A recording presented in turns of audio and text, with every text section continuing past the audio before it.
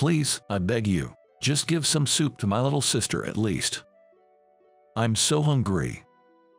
In the bone-chilling cold, two little girls clutching a 10-cent coin stood in front of my store. Due to urban development, my shop, which had almost no customers left, was eerily empty of customers, especially in this cold. I was just about to close for the day when this happened. Upon seeing the little girls, Emily hastily brought them inside and said to me, "Let's feed them a lot." Yeah, you're right. After all, no customers were coming anyway. We had surplus ingredients. We decided to treat them to a feast. At that time, I had no idea that these little ones would bring a ray of hope to my small, struggling restaurant. My name is Alex, 30 years old. Together with my wife, Emily, I run this small restaurant. When we first opened, we had a good number of customers, and their smiles filled our restaurant. But now, those bustling days are just a distant memory. The tide of time is always cruel. As urban development gradually advanced around us, our customers began to dwindle. Emily, let's finish for today. Okay, did we have some customers today? Well, somewhat, but still not like when we first opened. Now, our sales are nowhere near what they were at the beginning. We've been in a slump for quite some time. I'm confident in our food, so most people who do come tend to become regulars. But the fundamental problem is that not many people come in the first place. I sighed. Seeing this, Emily gently placed her hand on my shoulder. But there are customers who smile because of your cooking. That's the most encouraging thing for us, right? Yeah, you're right, as always, Emily. The exterior of our restaurant looks quaint, to put it nicely, but frankly, it's quite worn down, which particularly deters the younger crowd. But even if we wanted to change the exterior, we'd need funds.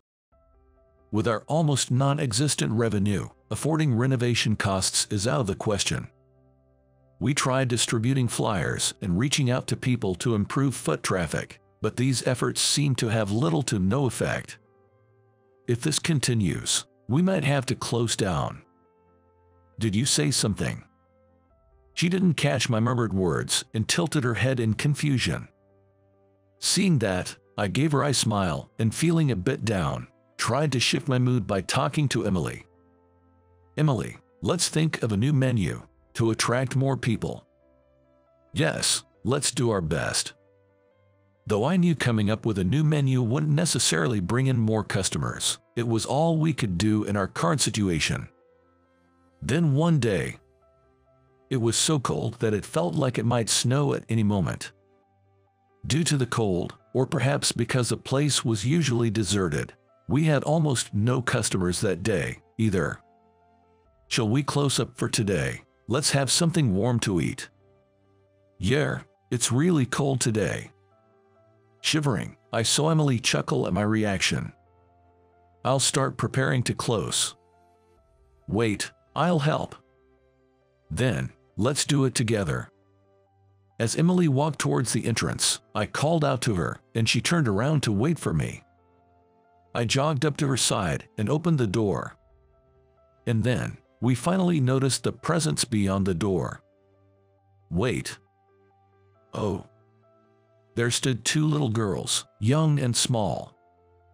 Their cheeks, battered by the icy wind, were so red it hurt just to look at them. Clutched in their numb hands was a single 10-cent coin. Are you okay? What happened? Startled by their appearance, Emily rapidly fired off questions. They, startled by Emily's voice, shuddered slightly but eventually spoke up. Please, just some soup for my sister at least. The slightly taller girl must be the older sister.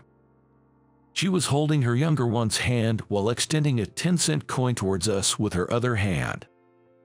I'm so hungry. The younger sister, trembling, repeated those words over and over. It was too heart-wrenching to watch, and Emily was the first to act. It's cold out here, isn't it? Come inside." Emily spoke kindly to the girls and led them into the shop. As she passed by, she whispered to me, audible only to my ears, "Let's feed them plenty." Yeah, you're right. After all, no customers were coming anyway. We had surplus ingredients. We decided to treat them to a feast. Little did I know at that time, these small girls would become a beacon of hope for our struggling little restaurant. We decided to treat the girls to steaks. As soon as they entered the shop, they quietly whispered steak, and that's why. Hearing those words, we exchanged glances and couldn't help but smile a little. We had been wondering what to treat them to, but it seems our worries were unnecessary. "Here you go, steaks for you." Steak. Placing 2 steaks in front of them, their faces lit up with bright smiles. Having smiles in the shop was indeed a good thing. Initially, they seemed hesitant, as if wondering if it was all right to eat, but their smiles burst forth the moment they took a bite. Delicious. From then on, their hearty eating made it seem like just watching them would fill us up. We watched them eat with joy, smiling as they happily and deliciously devoured their food. But the fact that they had no parents around and were out in such cold weather, starving like this, it seemed there had to be a story behind it. However, I figured they might be wary if I asked them directly. Especially since they seemed a bit guarded around me when I placed the steaks in front of them. Judging the situation, I whispered to Emily. Emily. What is it? Could you ask the girls about their situation? I think they might be less guarded around you." She nodded in understanding to my request and slowly approached the girls. I didn't get closer but moved to a spot where I could still hear their conversation. "Is the steak good?" She gently approached and asked the girls, who flinched slightly but then nodded vigorously. "I'm glad. Are you full now? Could you tell me your names if you don't mind?" After exchanging glances, the girls took a moment before the slightly bigger one, presumably the older sister, spoke up. "I'm Mia, and this is my sister, Tina." At first, Mia pointed to herself and then to her sister, and Emily smiled at them, taking a seat on a nearby chair. "Thank you. Those are lovely names." When Emily complimented their names, the two of them seemed to smile a bit more happily. "So, Mia and Tina, why were you at the entrance of the store? Where are your parents?"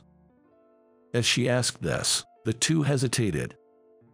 It seemed there were difficult circumstances they found hard to talk about. However, they seemed to be trying to say something, stuttering and if she waited patiently without rushing them, they might share their story. After a while, as if they had made up their minds, they began to speak haltingly. "You see, our house, it burned down, and we ran away from it. Dad and Mom are working at night, so they're not here right now." "I see. Do you know how to contact your parents, like where they work?" "I don't know." "I don't know either."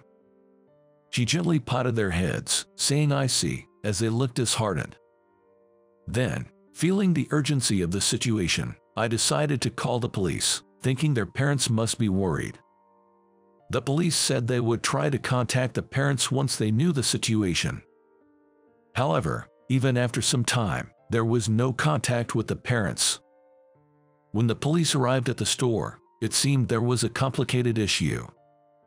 In such cases, they would normally be taken into custody at a facility, but could it be that they're all full? Yes, all the nearby facilities are full. As he expressed his frustration, me and Tina, sensing something unsettling, clung tightly to Emily and stared at us. "For now, we can take them into our care. Mia, Tina, would you come with me?" As he approached, they clung even tighter to Emily. "Mia, Tina, the officer is calling for you." Though she tried to gently persuade them to go with the police, they resisted. "No. We don't want." The more they tried to separate them, the more their voices filled with tears and they started to cry. It's understandable. Their house had caught fire, and they must have been terrified. In the freezing cold, with nowhere to go, and just when they thought they had found a safe place, they were faced with the prospect of being taken away again. It must have been too much for them. Considering this, I made a suggestion. Would it be possible for us to take care of them for the night? What? They've been through a lot of fear. It might be best not to move them around anymore. That makes sense. Would it be all right if we leave them with you for just one night? We'll give your address to the parents once we get in touch with them. Yes, that would be fine. Mia and Tina, not quite understanding the situation, still clung to Emily, but as the police left, they hesitantly moved away from her and came over to me, gently grabbing the edge of my clothes. What's going to happen to us? We don't want to be scared anymore. I gently hugged the two of them, who seemed a little frightened. You'll be staying here for the night. Here. A sleepover, is that okay? Yes, I've got permission from the officer who was here just now, so it's all right. As I explained this to them, their expressions of fear changed instantly, and they showed the biggest smiles I'd ever seen. Yay! Their voices of joy echoed loudly throughout the store. That night was quite a commotion. They were so excited after taking a bath, and before bed, unable to contain their excitement. They involved the whole house in a loud game of hide and seek. Haha, they are so adorable. Emily was with Mia and Tina the whole time, staying by their side for everything they did and holding their hands until they fell asleep. The two of them seemed to fall asleep soundly from exhaustion after playing, and we shared a laugh while looking at their peaceful sleeping faces. The next day, we received a call from the police informing us that they had made contact with the parents. It seemed the parents had shown up at the police station looking for their daughters. We immediately took them to the police station. Upon arrival, we saw people who appeared to be their parents, and the two girls happily ran to them. However, something seemed off. The father's face was somewhat gloomy. After looking at them, he turned to us and thanked us politely. "Thank you for helping my daughters." "Oh, not at all, but what will you do now?"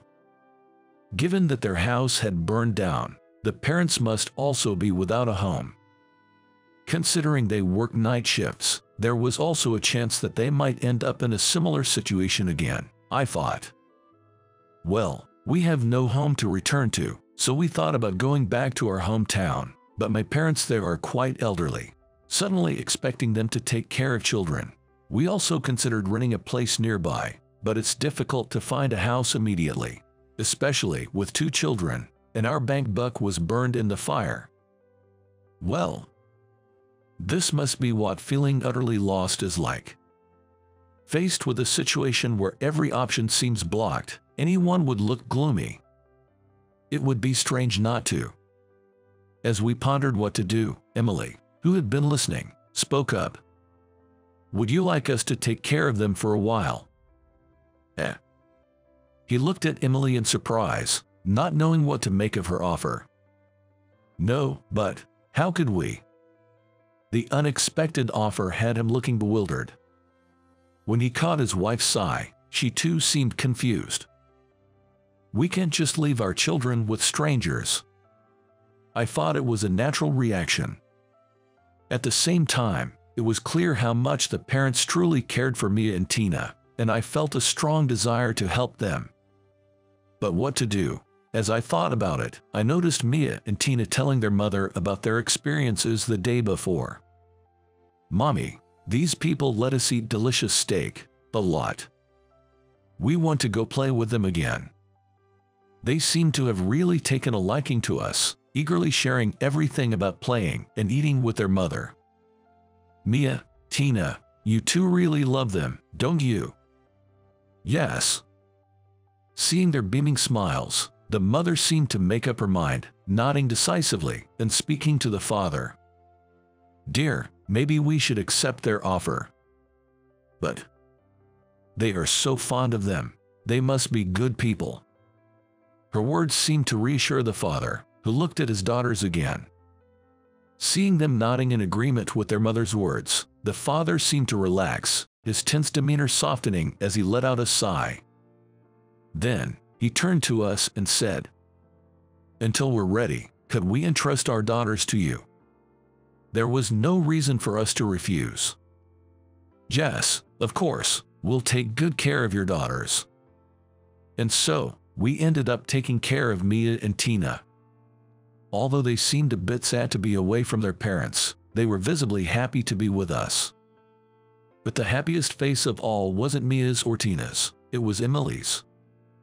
Watching her, I couldn't help but feel a bit guilty. That's because, truth be told, we had wanted children, but were not blessed with any. Though the doctor never told us to give up hope, this strain it put on us mentally led to our relationship deteriorating. As a result, we gave up on having children and decided to focus on nurturing our store instead. However, it seemed Emily couldn't completely let go of her longing for children. "I wonder what you two like." "I love steak." "Haha, you both said that together. You really do love steak, don't you?" Whenever they wanted to play, Emily would join them, and if they wanted something to eat, she would make it for them. She showered them with all the love she could. Some time after they had gotten used to living with us, they came up to me and said, "We want to help out at the store." I was pleased by their offer, but since our store wasn't very busy, there wasn't much for them to do, which left me in a dilemma. How about handing out flyers? Yeah. So, they went out to distribute flyers with Emily.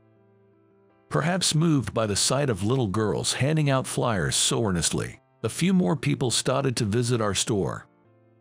From then on, they also began to help out with serving customers in the store. Hi. Although they were only greeting the customers, their fearless and outgoing nature made them quite popular among the customers, and they became the store's little mascots.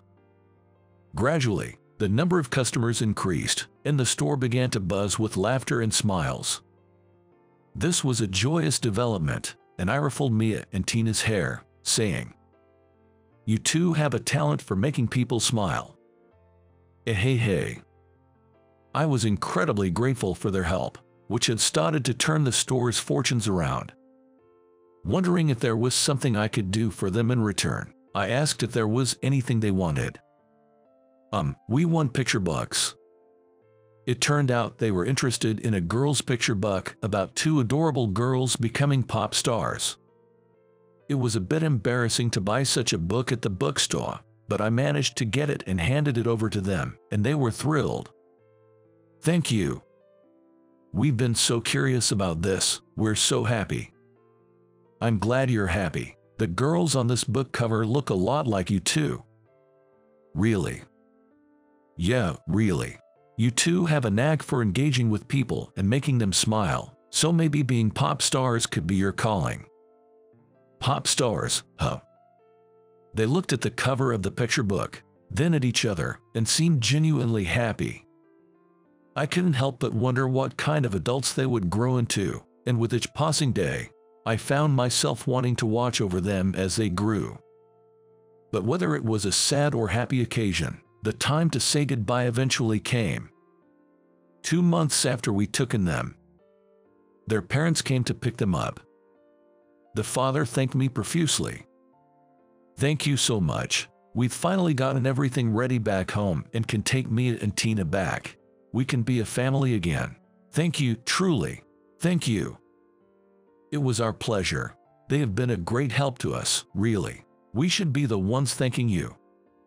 The mother also expressed her gratitude to me. Emily, perhaps sad about parting with them, hugged them and shed a few tears. "Come visit us again, okay?" Yeah, we'll come visit again. We'll write you letters." Mia and Tina, while hugging Emily, also started to cry. I was on the verge of tears myself, but held back until I saw Mia and Tina walking away hand in hand with their parents, waving goodbye until they were out of sight. After they were gone, I couldn't hold back any longer and ended up crying shamelessly, but let's keep that a secret. I hope we can meet again. Yeah, we'll surely meet again, I reassured. I mentioned that we made a promise. Then she, nodding in agreement, showed a small smile and said, yes. Then, 10 years passed. At first, we received letters from me and Tina, but gradually their replies ceased, and recently, it had been reduced to just Christmas cards. They must be busy with various things. After all, they are in the midst of their youth. Emily seemed to feel a bit lonely since their replies stopped and only Christmas cards remained, but she always seemed happy seeing the two looking healthy in the photos on the Christmas cards. No customers again today. However, the store wasn't doing well. Urban development progressed further, and our financial situation became even more challenging. We had been maintaining the store with the hope that Mia and Tina would visit again, but there were things that just couldn't be fixed by willpower alone. If only urban development was the only problem. Recently, the situation worsened due to a particular individual. Today, the bell at the entrance rang again. But the person who entered was not a customer, but that particular individual. Hey there, quite empty again today, huh? How about selling this land already? Continuing the store is just accruing losses, right? That person was Robert, a debt collector. He came to collect debts time and time again, and although we refused each time, he spread baseless rumors about pests and rats in the store, causing reputational damage. One might think such rumors wouldn't be believed, but looking at our nearly empty store, the outcome was obvious. Perhaps it was time to give up. I felt sorry for Mia and Tina and Emily, who had worked hard together for so many years, but it might be time to close the store. That's when it happened. Emily came running from the back of the store. I thought she had been on the phone just a moment ago, and then she said in a hurry, "Hey, I just got a call asking if they could film a TV segment in our store." What? They said they're bringing a popular celebrity along. This could be our chance. I thought so. Robert just sneered, thinking that a TV appearance now wouldn't make any difference, but this might be our chance to prove him wrong. Emily, let's accept the TV interview. It was a gamble of a lifetime. If this went well, we might be able to keep the store running. If not, the store would end as he wanted. But I wouldn't let that happen. Absolutely not. In preparation for the TV interview, we cleaned the store and practiced answering potential questions. Then, the day of the TV interview arrived. I could only sleep for a few hours the night before due to nervousness. Trying to calm my rapidly beating heart with deep breaths, the familiar sound of the bell signaled a visit. Wow, it hasn't changed at all. Oh, Tina, look at that. What, Mia? Oh, the steak is still here. Yay. The names I heard were familiar ones that I used to hear and say often. As if guided by the voices, I looked in their direction, and there stood Mia and Tina, whom we had parted with on that day. They were no longer the little girls they once were but had grown into adults, dressed in dazzling outfits. Mia, Tina. As I called out their names in surprise, they responded with the same full smiles I remembered. We're back. What, are you guys here? Didn't you hear about the TV interview, that a celebrity was coming? I heard, but that celebrity is... It's us. To my surprise, they had grown up to become pop stars and were now a popular duo. Even Emily was taken aback, her mouth opening and closing in shock. When we heard about the TV segment, The Flavors That Supported Us, the popular duo, we immediately thought of your restaurant, they explained. We requested your restaurant specifically. All I could manage in response to their thanks was a stunned, "Ah, right." I only remember bits and pieces of the interview itself. It seems that the shock was enough to make me forget most of it, a phenomenon that's apparently quite real. What I do recall is that the two of them mentioned that our store and my words had inspired them to become idols. The reason we started as idols is largely because Alex told us we had a talent for making people smile, they said. Alex said that making people smile, being involved with people, maybe being an idol was our calling. He might have been joking then, but we always remembered it. We wanted to support people who are working hard, and that's why we became idols. Honestly, I couldn't hold back my tears hearing them say that during the interview. The fact that they remembered my casual words all this time and chose it as their path in life was incredibly moving. "Alex, are you crying? Are you okay? What happened?" I reassured the worried duo with a smile, wiping away my tears with one hand. "It's just that I'm really happy, you know." Turning to Emily, who was also tearfully happy, she nodded vigorously in agreement, saying, "Yes, yes." From then on, we became busier than ever. Our restaurant started to see lines of customers every day, and the place was filled with laughter and smiles. "Honey, we've got an order for 2 steaks." "Got it." The impact of Mia and Tina was tremendous. They promoted our restaurant on their social media, and with the influence of the TV appearance, the place was bustling, making one wonder what had happened to the dwindling customer base. Our continuous efforts in creating new menus and refining our flavors paid off, with customers praising our food and becoming regulars. Then, he showed up again. "Hey, what's all this crowd about? And hasn't this place gotten nicer?" During a slightly quieter time, Robert, who visited as usual, was taken aback by the look of the restaurant, his eyes widening in surprise.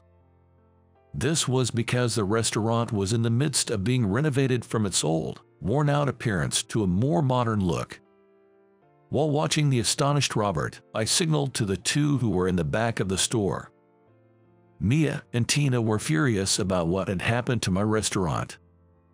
They were particularly upset with Robert and had asked to be present for this moment. When Mia and Tina appeared, he was even more shocked. "You were the one being terrible to Alex in his restaurant. Spreading false rumors, that's really low." They spoke loudly, making sure others could hear. The surrounding customers started giving him cold looks. Feeling the hostile glares, he took a step back, fear evident on his face. I stood in front of Robert, with Mia and Tina lining up beside me. "We won't hand over our store to anyone. Sorry, so sorry." As we pressured him to leave, he scurried out of the restaurant. They, looking pleased, exchanged high fives, and the customers joined in the celebration. From that day on, our restaurant was no longer affected by Robert's defamation or the challenges of urban development. The restaurant was bustling every day, regardless of the time. We were busy, but we were living fulfilling days. Mia and Tina, though often touring for concerts, always made sure to visit when they were in town. Thanks to them, many celebrities started visiting our restaurant. "Excuse me, can I place an order?" Today, as usual, customers kept coming in, and orders were continuously being placed. Emily used to handle order taking, but now her hands were too full to manage alone. "Yes, I'll be right with you." I rushed to attend to the customers' calls. My face must have been filled with a cheerful smile. Initially, it was us who saved Mia and Tina. But before we knew it, it was Mia and Tina who ended up saving us. Fate truly is a mysterious thing, and I want to continue cherishing these seemingly minor connections. I vowed to protect this restaurant, which Mia and Tina saved from closure, with all my heart.